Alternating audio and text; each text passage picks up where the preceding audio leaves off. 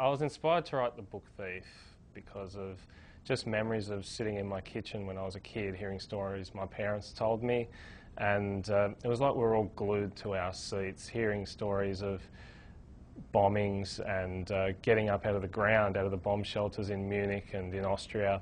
There was one day when my mother heard a noise. She was 6 years old, and she heard this noise from the main street, and she ran with the other kids, and they thought it would be cattle coming down the main street of this village where she lived, but it wasn't cattle, it was people. And there was an old man who couldn't keep up. He was staggering over the road.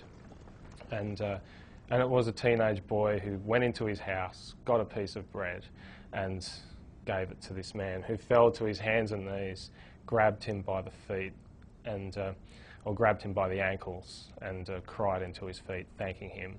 And then a soldier came, ripped the bread away, and whipped the old man for taking it, and then chased the boy and beat him to the ground and whipped him for giving him the bread. And it was that story that really inspired the book, I think, because on one hand you've got pure beauty, which is the boy giving the bread, and on the other you've got pure destruction, which is the soldier doing what he did. And you bring those two things together and you've got humans and what we're capable of. And so I heard stories like that, stories of my dad not wanting to go to Hitler Youth, and people who didn't want to hang their flags in their windows, and I thought, I'm going to write about those people.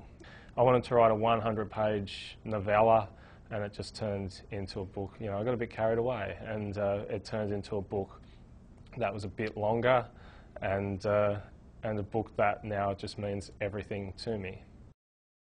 Well, I decided to use death as the narrator of the book purely because there's that expression that war and death are like best friends. So I thought, who better to tell this story set in Nazi Germany, because death was everywhere at that time and place.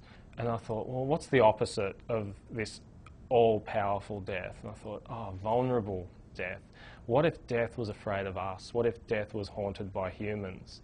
And that was the big question, that was the breakthrough, because I thought, not only is it unexpected, it makes sense as well, because death is on hand to see all of the terrible things humans do to each other. And I realised what the book was about at that point, and it was trying to find beautiful moments in an ugly time. Probably the most asked question about the book when it comes to where should this sit on the bookshelf is this a young adult book or is it an adult book? I just think, well, I didn't sit down to write a good young adult book or a good adult book. I really tried to write someone's favourite book. The other thing to remember is I thought nobody would read the book. A 500-page book set in Nazi Germany, the narrator's death. You think, how do you recommend that to your friends? I thought, no one's going to read this. I thought, well, I might as well do this exactly how I want to do it and follow my own vision for the book and write in exactly the style I want. That's when it really took off. So I think half of writing a book is just forgetting that there's even a world that exists beyond the book. To be a writer, I think, has nothing to do with being published in a lot of ways. If a ray of light came out of the sky and said to me, all right, your next book will never see the light of day. It won't be published, you won't be paid a cent, nobody will ever read it. And the question is, would I still write the book? And the answer is definitely yes. And that's what makes me write my next book, knowing that that is true.